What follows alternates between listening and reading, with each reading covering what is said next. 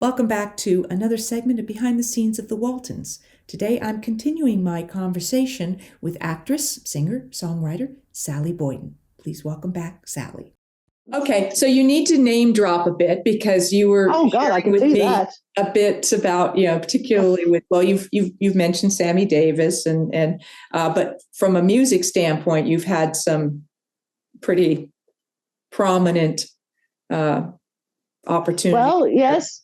I before I so I moved to London because I wanted to be a songwriter. I actually moved because I had anorexia, and it got leaked to the press. I'd like to say to anybody who's suffering, you can get well, and I can actually say I am living proof. It's a very difficult disease. I had treatment, so it is possible to get well, and that was the thing that kept me going because I'd read about other anorexic, and I'd just think, I know I'll never be okay, and then I did it, and I've never looked back. It's incredible. It was very difficult, but I made it. So you can too, not you, if you're out there. Does anyone? So someone leaked it to the press, and Judy, this just broke my heart. So I'm at home, and my parents had TVs in every room, and we were in the kitchen. And TV came on, breaking news: Sally Boyden, anorexia, recovers from anorexia. Apparently a nurse leaked it or something. I don't know. And I went down, and this was awful. So all the family were sitting in the den watching it, and I'm like, what is going on? And it was the first story on the news, Judy. Wow. Sally Boyden has anorexia. Second story was 7 people have died in Gaza Strip. And I stood up and I walked down. I'm not going to cry. And I walked down the hallway and I thought, I've got to get out of this country. If I'm more important than people who are dying in Gaza Strip, something's wrong. And I booked my ticket to London and I left a month later. And I remember walking and thinking, well, I'd love to live in France for it because I was really good at French, not so much now, but I was really good at French. And now I thought, no, London. I love the music. I love the royal family. I was a big Princess Diana fan. I met Princess Diana. Did I tell you? How did you meet Princess Diana? Oh, so I've been in London and I made one phone call. That's how my songwriting career took off. But I have a friend, Tracy Bell, who I'm still friends with as well. I met her on the 6th of February. I got there on the 5th, got a flat in the first day in Knightsbridge near Harrods. I knew Knightsbridge in Kensington. Ridiculous. So Tracy and I were going out. She had some errands to run, and so did I. So we thought we'd do it together. And I had some earrings. There's a place on the Fulham Road called Butler and Wilson, which is very, very trendy. It's paste jewelry, but it's spectacular. I've still got some of it. And I had some jewelries on hold there. I put a deposit down, and I said, I want to pick up those earrings. So we walk in, like just a small boutique thing, and the jewelry thing's around like this. And I walk in, and there's a guy standing there, like official, and another guy, no one else in the shop. And Tracy went and sat in the corner. She said, you can't go. I said, I'm picking up my earrings. She said, you can't go and sit next to her. I said, she's a human being, Tracy. Probably the Australian in me. I said, well, she's a human being. We've got a cowboy. You think I need to get... And I just walked up, and I saw her hair, and it was just the most magnificent hair. And as I got closer, I realised it was her. So I'm standing there, and she was just totally calm. And I said, excuse me. And she said, no, go ahead. She was pregnant with Prince Harry. She had him about 2 days later. And she had a blue dress on and just radiant. I mean, just beautiful. I mean, I know we all know she was beautiful. But she was standing right next to me, and it was breathtaking. And she said, are you Australian? And I said, yeah. And she started talking about Australia like a normal person. And was just no airs and graces. No one was standing next to her. She didn't have a lady in waiting anywhere. She had 2 security guards, fair enough. And she was perfectly lovely. And she said, well, it's a pleasure to meet me. And she shook my hand. She asked me what I did. And I said, oh, I'm a songwriter, but I've acted and stuff. She goes, oh, gosh, I always wanted to be a dancer. And just normal. And we went out, and Tracy went, I can't believe you spoke to her. I said, well, she's a human. I mean, but she was lovely. So that was exciting. Now, Duran Duran, I happened to meet Duran Duran. I met Nick Rhodes, the keyboard player, who's still a very close friend. He's playing in LA soon, and we're going to go and see him. And he's been a fabulous friend too. So I've known him since I was 18, so that's 40 years. Gosh. And I became very close with them. So through the years, I've ended up singing on 4 Duran albums. and great. They were in New York, and I went to see them. And afterwards, their backing singer had quit, and they needed a singer. And Nick said, well, "Why don't you do it?" I said, "I'll do it." So I learnt the set and did New York. Then we flew to Boston, did Boston. And so this is where my training, being on Young Talent Time came in handy, because I'd learned everything like in 2 rehearsals. And we played Boston, we played Earl's Court, we played Wembley, and that was special. And I didn't put a foot wrong. And I remember Nick, Nick's got a very, Duran Duran fans will know that Nick Rhodes' image is sort of mysterious. That's his thing. And but in real life, he's just normal. And he's been a wonderful friend to me as well, and also his wife. So I did that with Duran. And then I also worked with him on the Dandy Warhols, who were very big in certain parts of the world. I did a whole record album with them, which was good. And I also did some backing vocals for Eric Clapton, for one of his concerts at the Albert Hall. And that was, again, just smooth as silk, just the way that they ran the show. And I just had one rehearsal with the whole band, and I practiced the songs, the other girl singing with me, Katie. She was very helpful. So that was great. I met Andy Warhol in New York. That was pretty wild. My dad invested, without me knowing, $10,000 of mine in a musical about Marilyn Monroe, which was actually very good, but it was a flop. Opening night, I had on this, it almost was like a Scarlett O'Hara dress, Judy. But it was beautiful. Not as big, like white, but I mean, I did look I stood out. And I'm standing there, and Mum said, "That man's walking toward you." And I sort of looked like this, and I said, "That's Andy Warhol." And he was walking straight toward me through the crowd, and I'm going, "Oh my God." And he said, oh gee, oh my gosh, you're beautiful. And I said, "Oh, thank you." And I wasn't used to people telling me I was beautiful at all. Like, no boys asked me out, and people are, I didn't even think I was pretty. I still don't really think I'm pretty. And I look back and I'm like, oh, it was. Anyway, so he said, "Oh, I'd like you to be my superstar. What are you doing in New York?" I said, he said that to me. And I said, I kind of knew what the superstars were, the Marilyn ones and all that. He did Jackie O, and he did Farrah and stuff. I don't really think I'm that rank. And I said, "I'm going back to Australia in a few days." But the best one ever was when I was auditioning for Lassie, and we were early. It was Betty and I, and we went to Ma Maison. I'm sure you remember Ma Maison. Mm-hmm. And yeah, and we're sitting there, and it's just us, Betty and myself. We ordered lunch, and there was someone else in the restaurant, just on his own. And I just walked straight past him, and Betty said, "Sally, don't look, but that's Orson Welles." And I knew who Orson Welles was. I said, "You're kidding me." I said, "No." So we're eating. He was sitting at the table, and there were just plates of different foods, and he was just eating on his own. And Betty said, "Come on, you'll thank me for this one day." I said, "What are you doing?" She said, "You will thank me for this one day." And she went over, and they knew each other vaguely.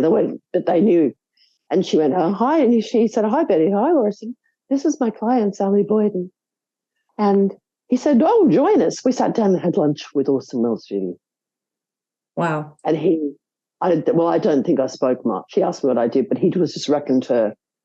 He was talking about Citizen Kane. He was talking about the McCarthy era, and I'm spellbound, and so was Betty.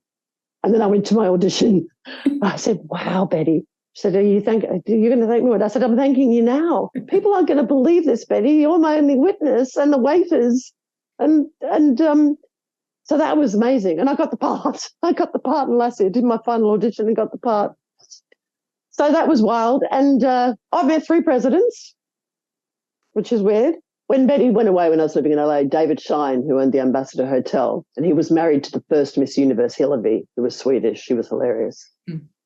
And they used to have dinners.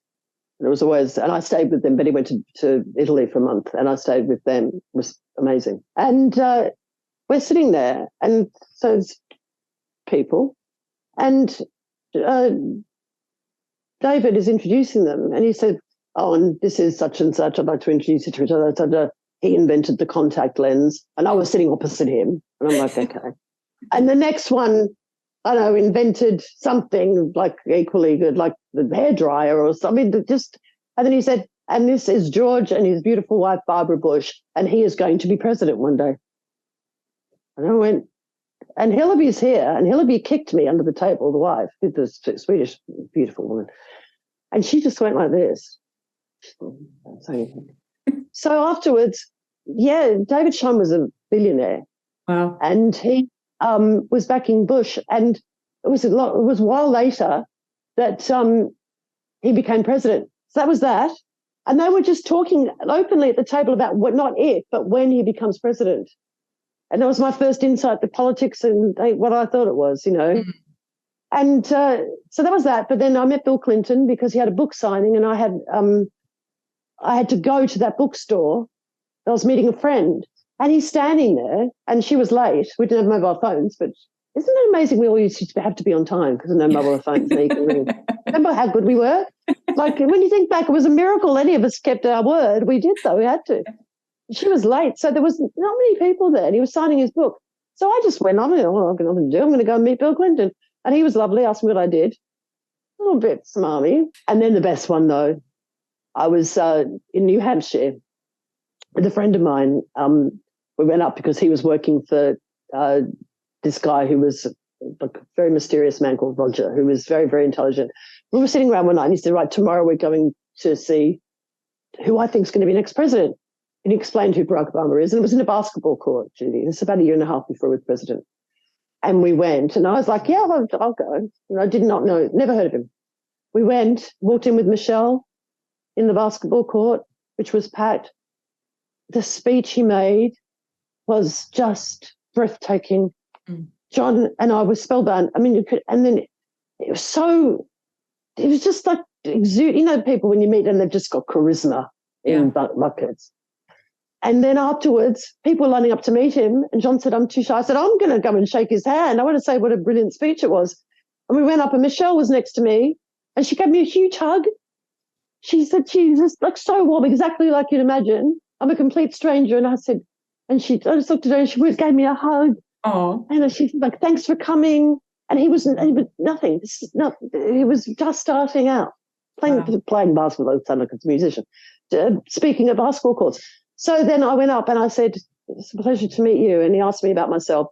And the two of them were just this huge beam of love. Wow. It was magical. So that's a highlight for me. And again, when he became president, I was like, wow. And I was thrilled, obviously. So I didn't have any contact with any of those other people again, but it was just pretty wild when I look back at who I've met. Yeah. Yeah.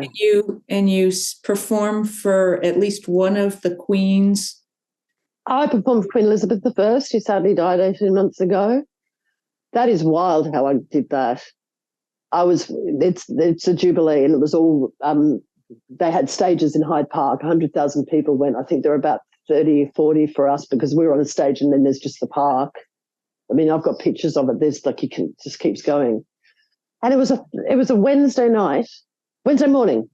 And I was watching the BBC, and they said, because they had an Australasian stage, South Africa, no, not South Africa. Then they had all the countries of the Commonwealth, which I should know, shouldn't I?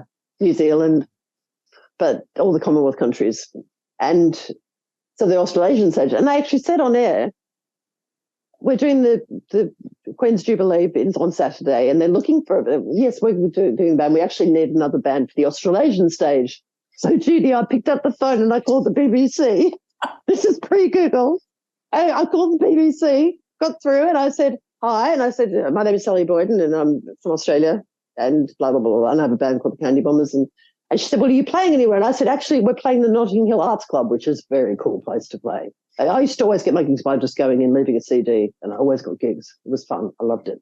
Same in New York. And so the girl came down and watched us, and we were really good that night. I'm still friends with Andrew, who I've known for, 25 years now. So I spoke to him yesterday. So Andrew's my guitarist. He was sort of co-musical director. So we did a really great job. And a lot of my friends were there. So it was a really cool venue. And she sat down with me and said, well, would you like to do it? And said, okay, well, this is the deal. And I said, well, pick just on the spot. Luckily, we'd been playing 4 times a week for about a month and a half. So we were really on. And that was a great, lovely band. So that was it. And I said, right, we're meeting at my house, 10 a.m. So all the band came to me. We had Mercedes limos. took us to the venue, backstage area. We all had our own dressing rooms and everything.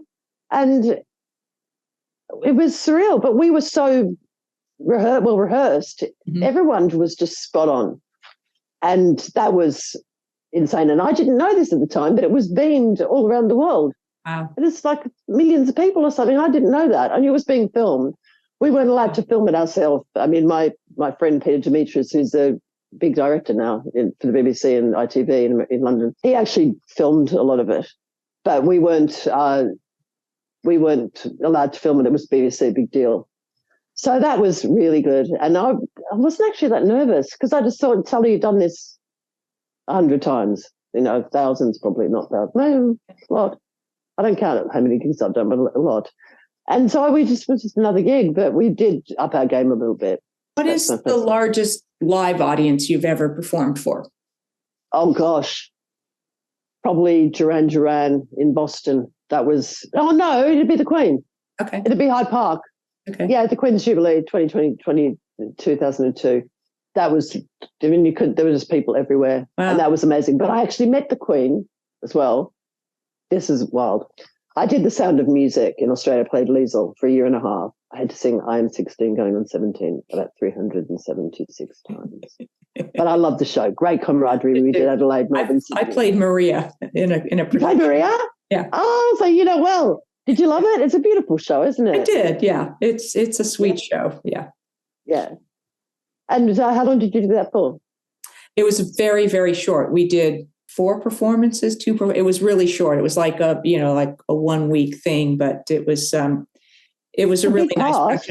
It was out in Palm Desert. Wow. And, a beautiful theater. So it was a great role to get to do. Yeah. It's a big sing too. Yeah. It's a big thing. Congratulations. Thanks. I didn't have much singing. A lot of the show, I was either on stage or looking after the kids. I had to keep all the kids together, which was funny. I'm still in touch with some of them. Yeah. So anyway, I had a couple of fans, and I was always very, very wary of people. Did they like me for me? But they were really nice people, and they'd worked for the Australian consulate in London. Mm. And they said, "Oh, would you like to go to a garden party at the Queen?" I said, "Sure. What do you mean?" They said, "Oh, we can get you an invitation." I said, and they explained. I completely forgot about it. So, Judy, I'm in my flat in Ovington Square in Knightsbridge, living on my own, which I loved. And I hear my bedroom was near the front door, so I hear the mail come in. I didn't think anything. I go and I look at it, and it's a letter from Buckingham Palace. I'm like, what's this? I opened it up. It was an invitation to a garden party in June. And I went, they kept their word. Oh, my God. And I called them at the appropriate time, and I thanked them. I said, I'm going. But it wasn't a +1, so I went, Judy. And I bought this gorgeous white Anthony Price suit. He was a big designer in the 80s. Does all Duran Duran, Brian Ferry and David Bowie and everything. And I had a hat on, but I was the only single person there. It was all couples. So we walked in, stand in line, going through, and I was shocked. The main I didn't know this. Everyone knows what Buckingham Palace looks like. Well, it's actually only the outside. In the middle, it's just there's nothing there. And I remember looking up and the wallpaper was peeling. The wallpaper was peeling. I thought, I've got to tell my mother that Buckingham Palace wallpaper is peeling. We went out to the garden party. And I was about 6 months over anorexia. And there was just this huge buffet and then the gardens. And I was on my own. And it was all very official, obviously. And they said the Queen will be out in 1 hour. Blah, blah, blah, blah. So I went to the buffet, Judy. And I ate everything. I was like, a taste of everything. I'm like, this is the only time the Queen's going to feed me. I'm going to eat everything. So I did, and it was fabulous.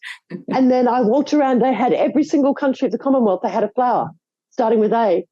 So I didn't have to wait long to get to Australia. And I just walked around the edge of the gardens. So then they make the and there's a little platform. We're in the garden, which is huge.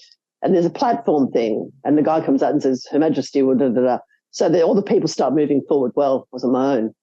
I thought, I'll probably never see the Queen again, which I ended up doing, but I didn't realise.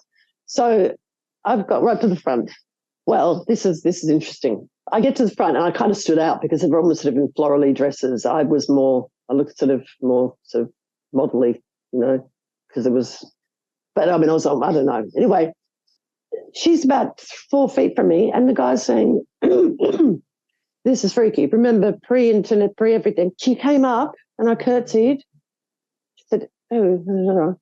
She said, oh, I hear that you're a very good representative for Australia. And I said, yes. She said, you're a performer. I said, yes. That was it. And she was a tiny little thing. And I would have had high heels on. And they knew who I was. Mm. So they probably knew they probably did a background check on everyone on the list. I mean, I don't know, but I imagine something. Yeah. And Princess Margaret was there. She was next to her. Princess Margaret looked a bit unhappy, bless her. And she was a tiny little thing. But you could tell that Elizabeth really liked her. You could tell that she was very protective of her sister. That's what I got.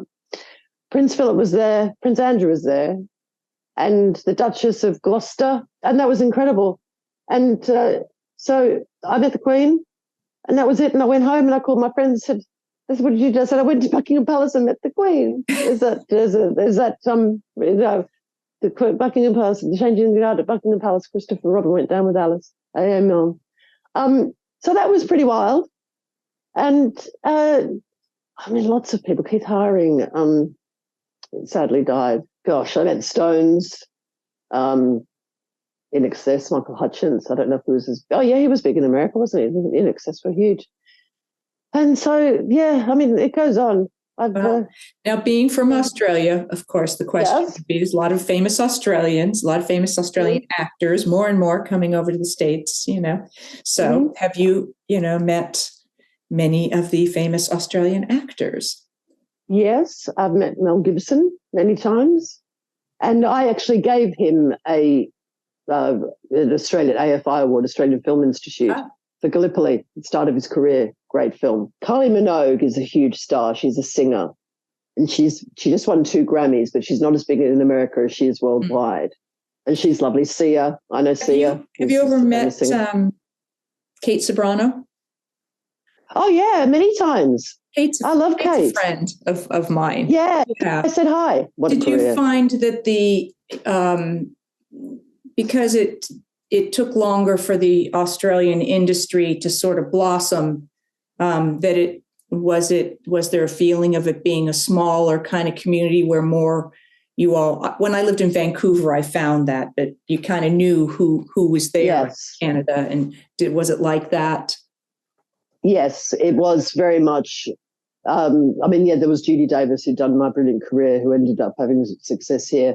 And the people I've mentioned, Russell Crowe, Mel Gibson, Brian, Mel, but everyone looked after each other. And there was a very strong theatre situation in Australia. The Sydney Theatre Company, Kate Blanchett, I've come across her a few times. She's lovely, exactly like you'd imagine, just the same as you see her. And the Sydney Theatre Company is up there with RADA in the Royal Academy in London. It's very, very serious. I think Nicole went there as well. And so there was definitely a hub of the ones who were standing out and who broke through. Nicole broke through very early because she did Dead Calm, which is a fabulous film. And then Tom Cruise saw her and put her in Days of Thunder, and that was it. That was, her breakthrough here. But yes, everyone knew each other, and it was very much supportive. There wasn't much jealousy. Everyone was really looking out for each other. Where I don't know was it centered? Was Sydney. The industry centered more in Sydney? Okay. Sydney. Melbourne. Have you been to Australia? Yeah, I've been to Sydney and Melbourne. Yeah. Yeah. So Sydney's more sort of LA. Melbourne is more English. That's the only way I can more European. Yeah. Yeah. So the Melbourne Theatre Company is still a big deal, but the Sydney Theatre Company has. Kate Blanchett's now the head of it. They're really good people there. But everyone was protective of each other and very, very. When someone broke through in America or in the UK, it was celebration. It wasn't jealousy. I found that no backstabbing, no biting. Everyone was happy for their colleague and I don't know if that still exists. I hope it does. Because Australia has changed so much. I found out when I went back in the 90s, and now, that's 30 years ago, isn't it? Do you write in different genres, or do you kind of have a niche that you? Well, I'd say I do write rock songs, but I also lots of really pretty ballads, really, and my lyrics are very strong. They're very sort of poignant. There's a song called The Moment, which I still think is the best song I've ever written. I think I wrote it when I was 21. And that just came to me. I wrote that in one go. And I was under a lot of pressure where I was staying. And it came into my head, and they were calling me to come down and help. And I finished the song, and I wrote it in one go, all the lyrics. That's on YouTube, actually. And it's on iTunes, I think. Yes, it is. And I wrote it in one go, word for word. And that's a sort of a poignant melody song. It's about living what's called for the moment. It's about living for the moment. But it's actually about a sort of a sad time, not in my life, in a friend of mine's life. I write a lot about people I've met and experiences, and it's observational, I'd say. It's not dance music. It's better easy to say what it's not. It's not hip hop. It's not rap. It's not disco. It's not. It's storytelling. Not that. Storytelling, yes. That's storytelling. Yeah. And my lyrics are, very, well, I think they're great, obviously. I look back at some of my earlier ones, and they're a bit sort of teenagey, which is sweet. When I was going through my list, I was like, oh my God. I wrote a song called Calling America about a boy in America I had a crush on when I was in Australia. It actually doesn't sound like it's from a 16-year-old, but it's cute. But then as I've gotten older, it's progressed. I'd say listen to it, I guess. Oh, I can't really compare myself to, but I mean, I've obviously got influences from, Fleetwood Mac. I'm a huge Stevie Nicks fan.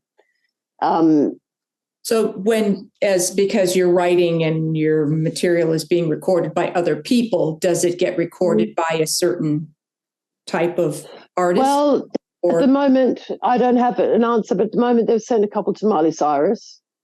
And also the way songwriting works, I'm more than happy if she wants to change a few lines, stuff like that. A lot of them, I don't actually know their names. A lot of people now really write their own songs, but there's a lot of different artists in England. What's her name? Lily Allen. She's really good, and she's got a song of mine, but I'm waiting on answers for those. But some songs I've got a very distinctive voice, but I had to go through and think who I think as well would be good. So that's part of my job, which is fun. I like it. I like everything about it. And it's quite solitary, but then putting a band together, like I still work with Andrew Raya, who's very successful in film, and he lives in Los Angeles, English, but he moved here too. And so, I have the people thing, but I don't get lonely at all. And if I'm writing a song, that's it. Everything else stops, because it does just fly in. And then I'll always go back and change a couple of the lyrics and stuff, or tidy it up is what I call it. But it's not hard. People say it's hard. For me, it's not hard. So I sometimes get stuck on a bit, and I'm like, no, but I can hear it in my head, so I find the chord on the piano. So it's just a delight. I love it. Cool. Gee, I can't believe it. Someone said to me, "Oh, you've 50 years in show business," and I was like, "Oh, yeah." When I was 57, they said, "Oh, you've 50 years in show business. Did you have fun?" I'm like, "No, I didn't even realise it." But I know what date it was. It was March the 7th in 1973. Oh my Lord. So, and you'd be the same. Yeah. You'd be about the same. Longer. Yeah, because I was about 6 or 7 when I started. So. Yeah. I'm like at about 60 years in the business. Yeah, well. There were long stretches I didn't work. So, particularly as a child. But, yeah. That's amazing, isn't it? And we're still here. Fabulous. Yeah. I love getting older. I don't know what all the fuss is about. I love it. Thank you for joining me for this part of my conversation with Sally Boyden. I will be back with more behind the scenes of the Waltons. Thanks for watching.